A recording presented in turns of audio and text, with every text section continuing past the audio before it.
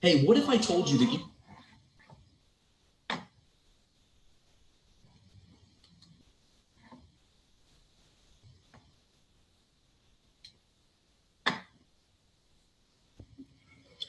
Want to say happy Sabbath to every last one of you there, here, everywhere, wherever you may be. Want to say happy Sabbath. I hope I'm going to just put these on. I think you all can hear me pretty good. I'm not for sure. Um, if you can hear me, give me a thumbs up in the chat room. If you can hear me, just give me a thumbs up. I want to say greetings to all of you that are here with us tonight. Sister Queen Cleo, how are you? Lavona Abigail, how you doing? Sister Martha, Laughter, Queen Cleo, thank you. So I take it that you can hear me very well. That being said, glad to see all of you here. Happy Sabbath. Happy Sabbath. Um, I know those on the West Coast are probably very happy that we're getting started late. However, we're not going to have our traditional Bible study tonight. We're going to not be before you long. Thank all of you all for giving me the thumbs up that you can hear us. Um, just want to share a couple of things with you. Tomorrow at 1 o'clock p.m., we're going to be talking about um, who's really in control, the Most High or Satan.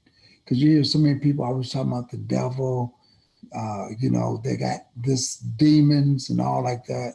Tomorrow, you want to tune into that lesson because we're going to be coming from the scriptures as to how things really are, who's really in control. So that's going to be tomorrow at 1 o'clock p.m. Eastern Time.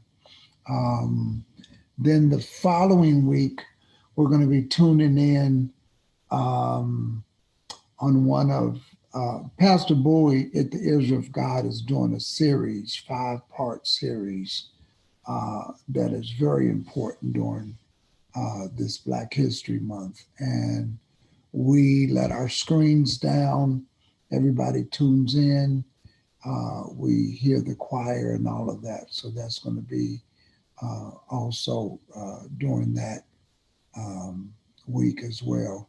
So a lot's been going on in the news, a lot going on in the scriptures.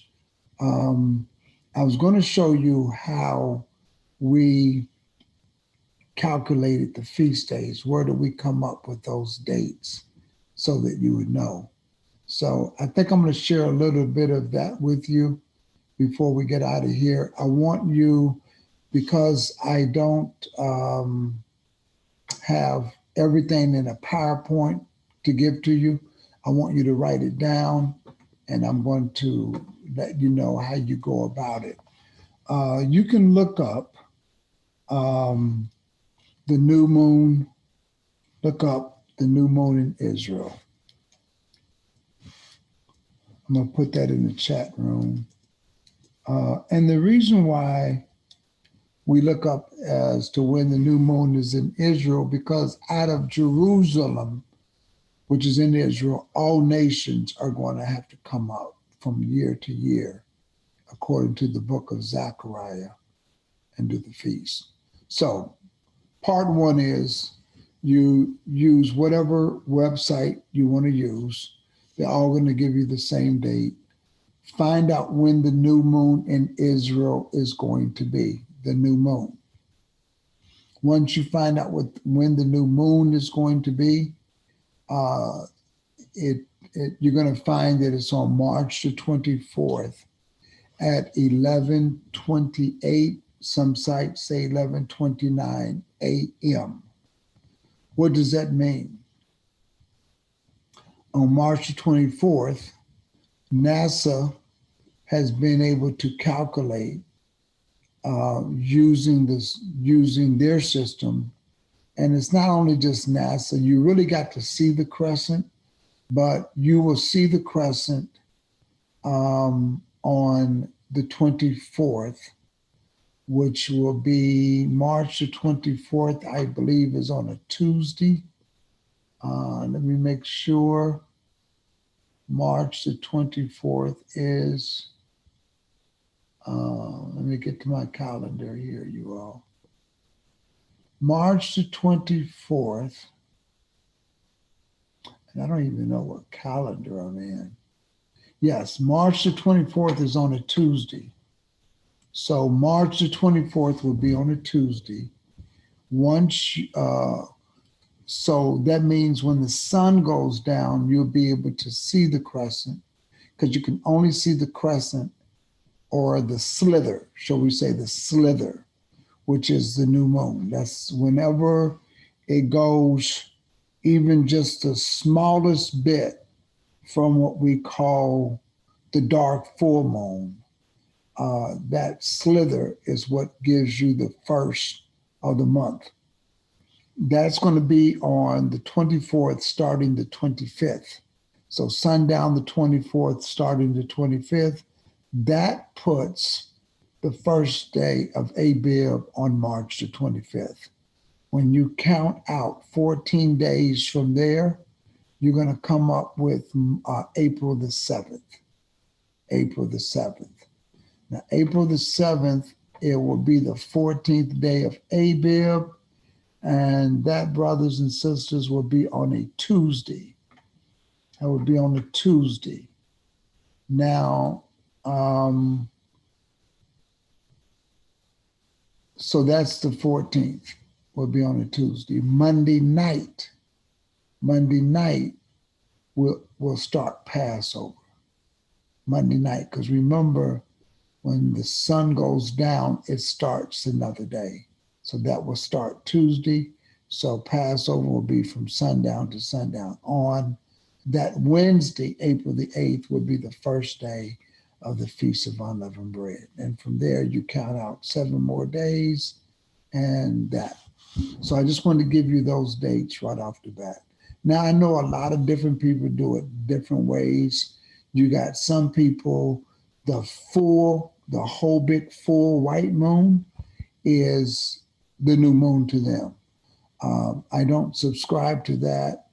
There's a lot of history that if people study, they may not do that so much, but it is the slither. So I'll go into that lesson at another time. So after those dates, then I want to talk about biblically where we are in era of time. I believe right now, and I'm going to look in the chat room just to make sure we all are okay. I wonder why. Great. Sister Kay, how you doing? Sister Faith and Hope, how you doing? Brother Tobiah, how you doing? And to many of you all that are coming inside of the chat room. Not going to be before you long tonight, but we just wanted to say happy Sabbath. Oh, so I had a speaking engagement tonight, so I went to do that. And it was good. It was good. I enjoyed myself. The theme was the kingdom of heaven. And so I went into the fact that the kingdom of heaven is that we're not going to heaven.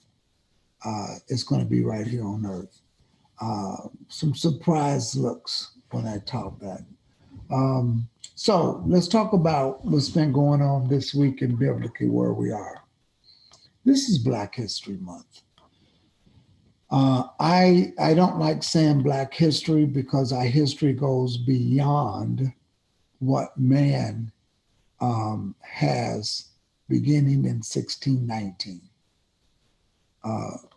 Our history goes all the way back to this right here, these scriptures. That's what it goes back to. Prophetically, there are certain things that are documented in these scriptures that lets us know that if you follow the curses that the Most High said that he would put on Israel, if you can follow the curses and who that happened to, you will find the people. You will find the people of this book. And so that's something unique that we have to learn to do, is to read the scriptures. If you follow the curses, if you find which people that these curses came upon, then you will find who are the people of this book. Now, I talk about the people of the book because that's important. And there's certain things in here that stick out, that it did not happen to nobody else but Israel. And that is that you'll have children, and when you have those children, I hope I kind of covered my microphone up there by mistake. When you have those children, they will be taken by another. Today in one of the car cams, I read the book of Deuteronomy, and I thought that was important. We read 1 Kings the 8th, and I thought that was important. And that was important mainly because it is very significant in what happened to us. So you can't go into this month without having that history. Now, what happened this week? What happened this week was during the State of the Union, the President of the United States gave a lot of accolades to his administration. Of course, they said that they made a lot of accomplishments, but in those accomplishments, we find that we still are not affected. We're still negatively impacted because the Most High will say it. Now, most people who are coming into the knowledge of the truth will start getting mad at other people for the condition in which we're in.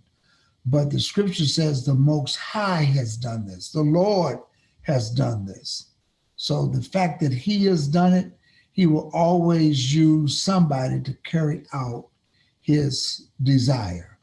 And it was his desire that Israel, if they were disobedient, that they would be in trouble for a very long time.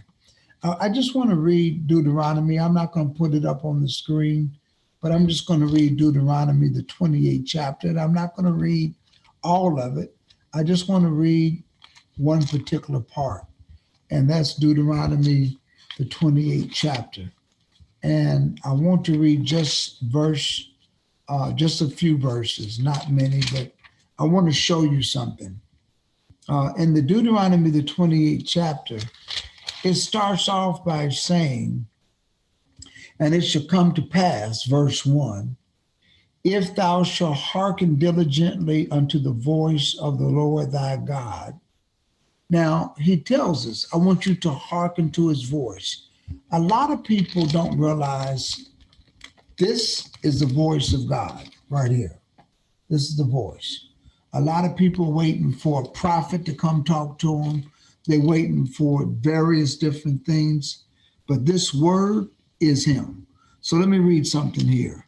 It says, and it shall come to pass, if thou shalt hearken diligently unto the voice of the Lord thy God, to observe and do all his commandments, which I command thee this day, that the Lord thy God will set thee on high above all nations of the earth. That's a promise. That is a promise, brothers and sisters, that all we had to do, all our forefathers, ancestors had to do, was to hearken to his voice, to observe, and to do all of his commandments. They didn't do it.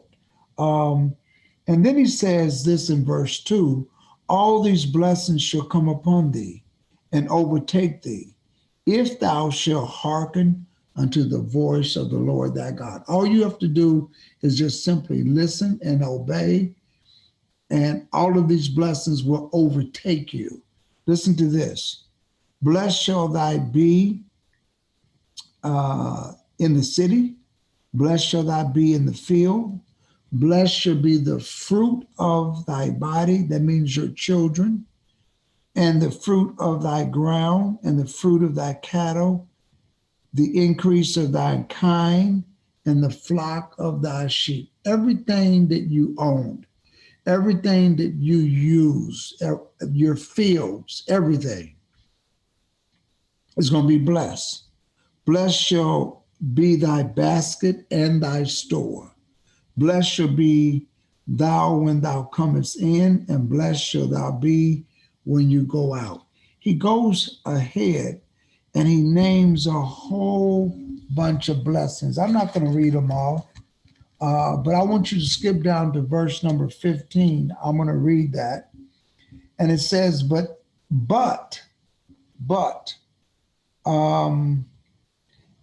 I, in math, there's what we call an if-then statement. If this number is this, or if this value is this, then this happens. And that's what we call an if-then mathematical formula. It could come in the form of a word problem. It can come in the form of a calculation, but it's an if-then formula. So if you notice in verse number 1, it says that it shall come to pass. Then the next word is if. If means it's a condition. If means certain things have to be met. If means if this transpires, or if this unfolds, if this condition comes, then certain things will happen. So he says, if thou should hearken diligently unto the voice of the Most High, he lists all of them. And then we come to the then statement, okay? But in verse 15, it says, but it shall come to pass if thou will not hearken. So one is condition. If you hearken. The other one is if you don't hearken. When you have an agreement, when you enter into an agreement, there are conditions and obligations. There's commitments in every agreement. So the agreement that Israel had, the agreement that they had with the Most High, is that they would obey the laws, statutes, judgments, and the commandments that he had presented and wrote on 2 tables of stone with his own finger. And he also gave Moses verbally everything that he wanted them to learn in addition to what he wrote with his own finger. And by keeping up with the condition, they entered into a blood covenant agreement. The children of Israel could have said no, but they wasn't going to say no. It's just like you want a car. You need a car. You need a car, you want a car, whatever the situation may be. You want a house, you need a house, whatever the situation may be.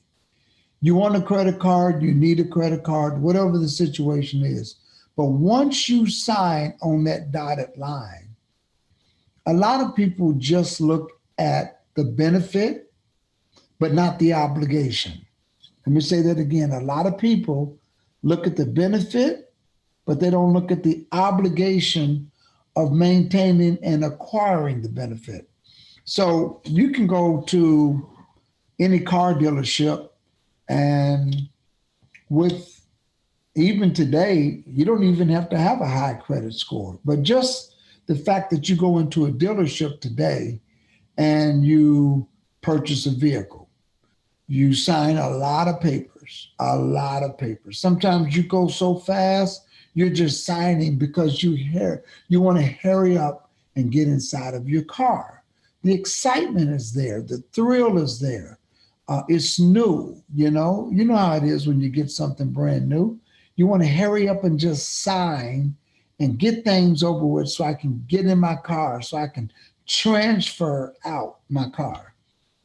And when you do that, a lot of times you walk away happy until the insurance and the car payment comes a month later. Now things are different. And you realize that before you may not have had a car payment, but now you got a car payment. Before your car payment was maybe $100, $200 or so, but now it's several $100 every month. And that's the obligation that you sign. That's the commitment that you sign. The children of Israel did the same thing. They entered into a blood covenant agreement that if they would only just hearken to the voice of the Most High, they would be blessed in the city, blessed in the field, blessed when you come in, blessed when you go out. Your children will be blessed. The fruit of your womb, which is your children, your land, everything. Before they got that agreement, verse 15 was on the table. It was on the table. And it's on the table when we sign up for that car. The negative part is if you don't make that payment, you're going to ruin your credit score and that car will be repossessed and you will be carless and you could be taken to court for litigation because the excitement was there, but you didn't understand the full conditions. You didn't understand the negative side of not complying with the agreement. So let's read this in verse 15, the negative side for not complying with the agreement. And it says, but it shall come to pass, if thou wilt not hearken unto the voice of the Lord thy God, to observe to do all his commandments and his statutes, which I command thee this day, that all these curses, he didn't name them yet, but he's going to, all these curses shall come upon thee and overtake thee. If you notice, the agreement starts off in verse 1 of chapter 28. It goes all the way to verse number 14. The negative impact of not complying to the agreement or breaking the agreement starts with verse 15 and it ends not in 14 verses, but it goes all the way over several pages to verse number 68. That's a lot, brothers and sisters. That is a lot of verses. From verse 15 to 68. That's a lot. That's like 53 verses of curses compared to 14 verses of promises. That's a lot. So if you do this, it doesn't mean that the blessings were minuscule. They were very big. I mean, what more could you ask for? That your children would be blessed, your seed will be blessed, your fields, your cattle. I mean, after all, what else could you ask for in life? Back then, your field was your job. That was your livelihood. That was your livelihood. So you got a good job, you have a good education, you have a wonderful family, your children are blessed, everything is blessed, everything is, you have a, like I said, nice home, nice car, everything's going great because you are hearkening to the voice of the Most High. You're healthy. You're healthy. and your storage is healthy. Verse 15. I got to go over a couple pages just to get to that. Curse, verse 16 says, curse shall thou be in the city, curse shall thou be in the field, curse shall be thy basket and thy store. Curse shall be the fruit of thy body, that means your children, and the fruit of thy land, that means your livelihood. The increase of thine kind and the flocks of thy sheep, all of that's going to be affected. Verse 19 says, curse shall thou be when thou comest in, and curse shall thou be when thou goest out. He takes these initial verses to undo everything that he did in verses 1 through 14. So he says, blessed shall you be in the city, blessed shall you be in the field, blessed when you come in, blessed when you come out. It's now the opposite of all of that. Blessed shall your children be, the fruit of thy womb, all of that. All of that is now the opposite. And it doesn't stop. He says in verse 20, the Lord shall send upon thee cursing, vexation, and rebuke in all that thou settest thy hand to do, until thou be destroyed, and until thou perish quickly, because of the wickedness of thy doings, whereby thou hast forsaken me. Not only is he going to undo what he did, now he's going to attack the health. The Lord shall make the pestilence cleave unto thee until he have consumed thee from off the land, whether thou goest to possess it. And the Lord shall smite thee with a consumption, and with a fever, and with an inflammation, and with an extreme burning, and with a sword, and blasting, and with mildew, and they shall pursue thee until thou perish. You know, we're blessed to have those that are in the medical field in our congregation. And Sister Kay, you came down that day. We continued that lesson for about 3, maybe 4 weeks after that time when you came down from St. Mary, Georgia to visit. And one of the young ladies was not there during the time that you were there, but she is I believe, a physician assistant. And she really broke down what the inflammation was. She broke down what the pestilence was and the itis. And she says the inflammation is the itis. And she brought out the fact that the word itis means inflammation of something. So for instance, if you have bronchitis, it's the inflammation of the bronchial tube and all of the mechanisms thereabout. If you have sinusitis, it's inflammation of your sinuses. And it just went on. She brought out what the inflammation was. And she brought out a lot of the diseases that's in the scriptures, and she was able to put them in the proper medical identification, as well as photos, so that you can see where they are. She even brought out the part in verse number 27 that says, the Lord will smite thee with the botch of Egypt, and with hemorrhoids, and with the scab, and with the itch, whereof thou canst not be healed. She brought all of that out. The Lord shall smite thee with madness, and with blindness, and astonishment of heart. You know, when you go into those that have a mental issue, it's a very serious issue.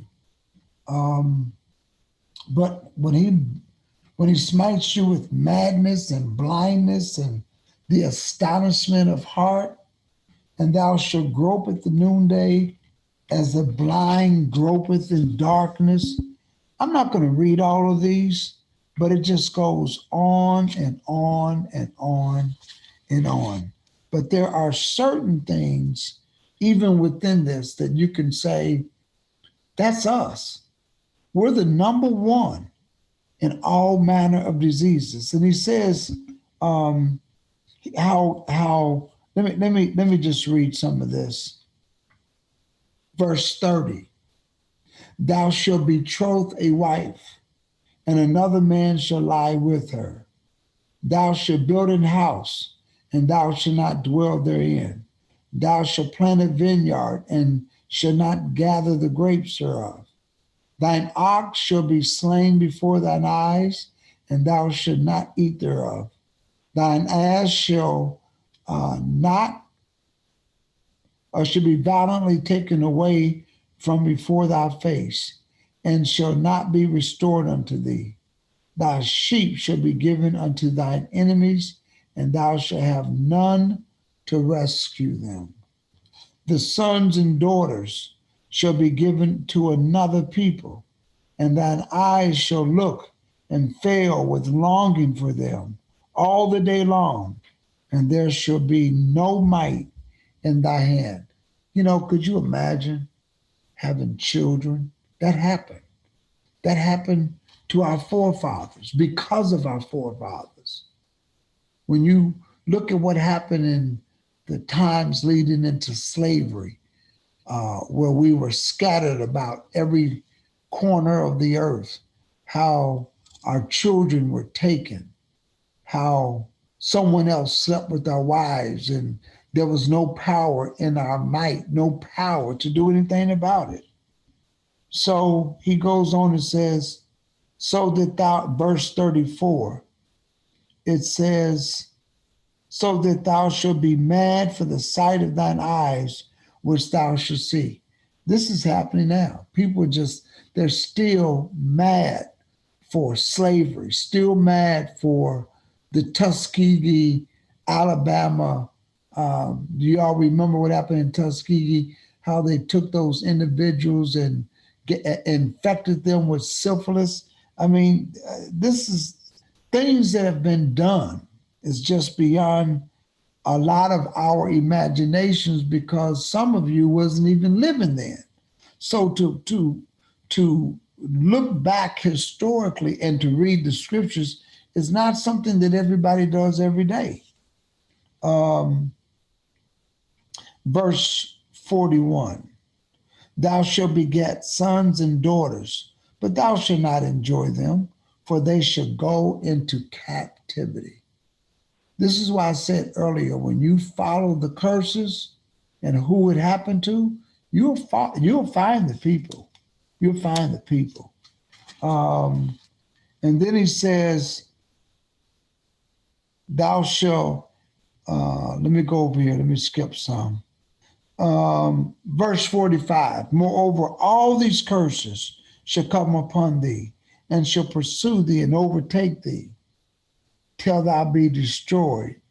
And then he tells you why in verse 45 at the end, because thou hearkenest not unto the voice of the Lord thy God to keep his commandments and his statutes, which he commanded us. So we didn't do it. Excuse me, our ancestors didn't do it. And it happened. And then he says this in verse 48, therefore shall thou serve thy enemies which the Lord shall send against thee in hunger and in thirst and in nakedness and in want of all things. He shall put a yoke of iron upon thy neck until he have destroyed thee. The Lord shall bring thee a nation against thee from far, from the end of the earth, as swift as the eagle flieth, a nation whose tongue thou shalt not understand. a nation of fierce countenance, which shall not regard the person of the old, nor show favor to the young. Wow.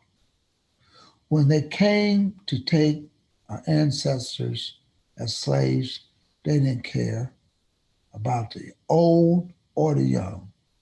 Didn't care. He goes on to say, let me skip a little bit. I'm going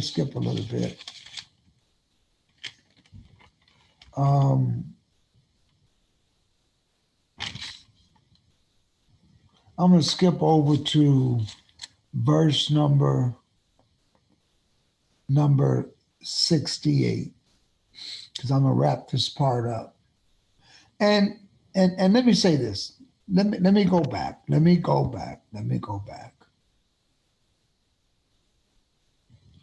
61.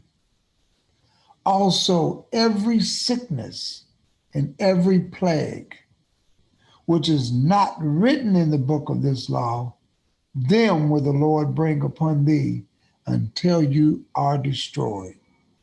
And ye shall be left few in number, whereas ye were as the stars of heaven for multitude, because thou wouldest not obey the voice of the Lord thy God.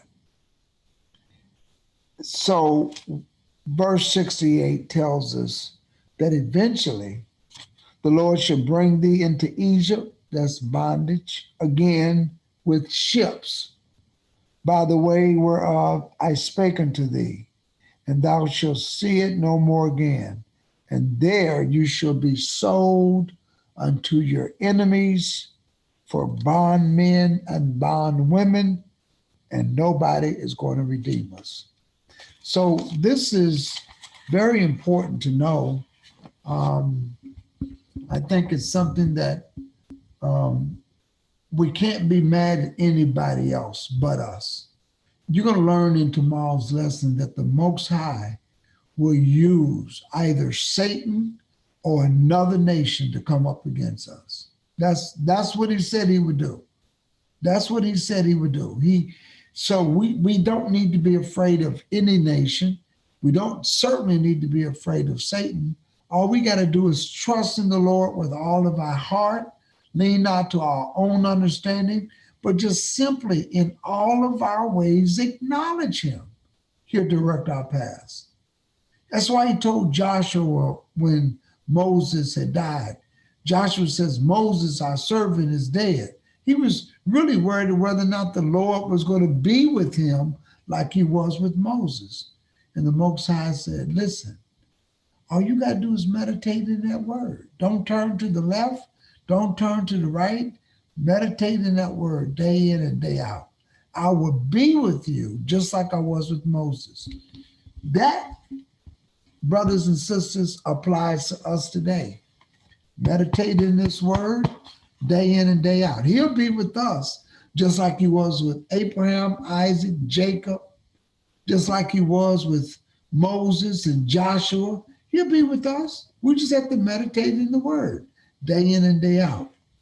So I hope that this thought of a lesson really brings some clarity and understanding to all of you. Sister Queen Cleo says, amen, Pastor, we read this tonight. It's sad they don't hearken to the Messiah. I'm so thankful for our eyes being uncovered. We are to serve the Messiah correctly. All praises goes to him. Brother Abraham, greetings. Most of you are here. We've already greeted you, and I think it's the same thing. Sister Veronica, happy Sabbath. Faith and Hope. Kilo Israel, happy Sabbath. Sister Thomasina Rory, Brother Mark P. All of you all. Just say happy Sabbath to you all. You know, it's strange that you got to convince people that you're the people of the book. And when I mean strange, I'm talking about people who are Hebrews. When you try to tell them who they are, You always get, well, what difference does it make? Makes a lot of difference because Israel is the apple of his eye. Does that mean that nobody else can receive salvation? Not at all. Doesn't mean that at all. It just simply means that he did have an apple of his eye, and that was Israel. There's so much to learn from this that we won't go in tonight, but just enough to share with you.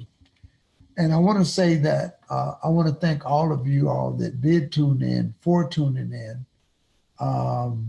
We're going to, as we said earlier, we're not going to have a long lesson tonight. We're just going to have discussion. If there's anything that, I don't want to open up Q&A, but if there's something that somebody wants me to look at or read or to put before our viewers and subscribers, I will. I don't know if there's a question or something like that. And if I can't answer it or don't have the material to sufficiently answer it, I'll let you know. Don't worry about that at all. It's 11:18. 11:18. Don't you all forget to hit the like button in the chat room. Don't forget to do that. We really appreciate it. I'm just waiting in the chat room just for a few more minutes just to see. You know what I'm going to do? And let me apologize for something else. I am in the process to start to write and get all the scriptures together for the dietary debate, the dietary, what am I going to call that? Because we finished the Sabbath debate series. I think we're going to call this the pork debate. I don't know what we're going to call it. It's got something to do with eating clean. But I'm going to start those series back up. And the debate is going to be, it's going to be giving you every scripture that you need to show what we're supposed to eat. And it's going to show every scripture that is presented in the form of the debate or the argument. That when I say argument, I don't mean like an argument. It's just that when you present your case, it's an argument. And that's the term that some people use it, or the debate, or your viewpoint. So we're going to be doing this series. It's going to be coming up. Someone did ask me about it, so I want to apologize for the delay in that. Doing this is not as easy as you think it is. It's not. It's very difficult. It's very challenging sometimes. And sometimes I will flow with what's going on. And certainly the State of the Union this week was really what was going on. So I had to ride with that because there was so much to learn from it. So don't forget tomorrow. Don't forget tomorrow at 1 o'clock p.m. We will be coming to you with that phenomenal lesson dealing with whether we should fear God or fear Satan.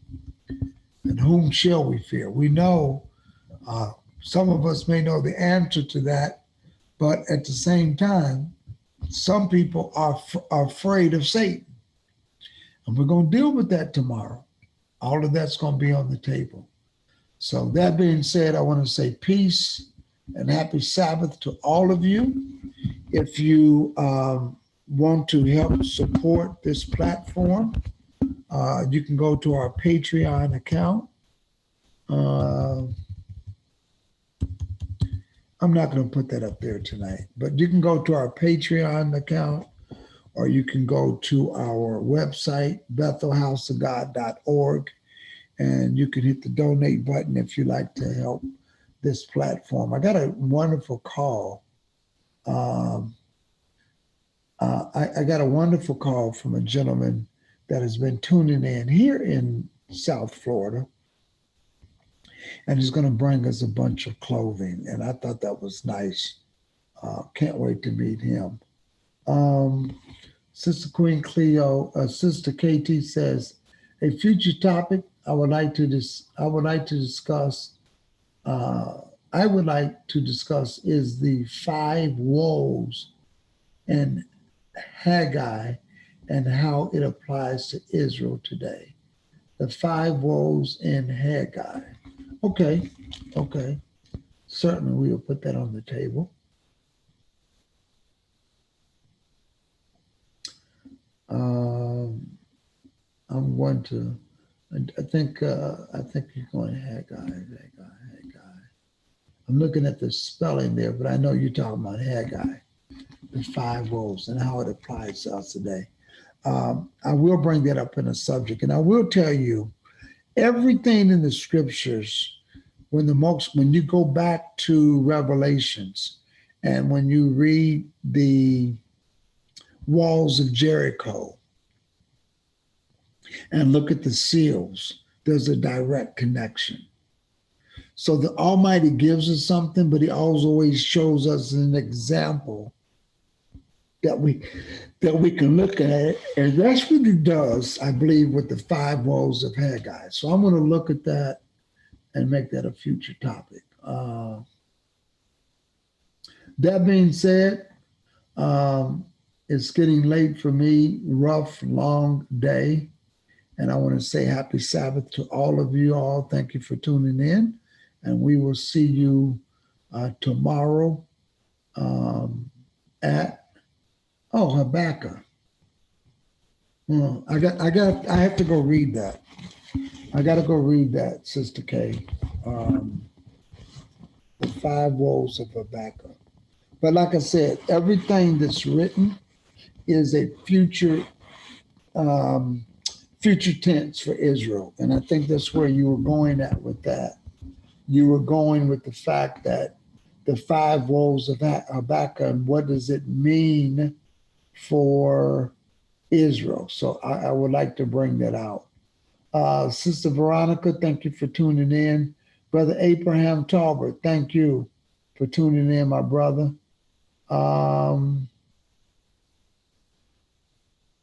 And Sister KT, Sister Veronica, Sister Queen Cleo, Brother Kenneth, Brother Mark P., Brother Arthur Keaton, how you doing there?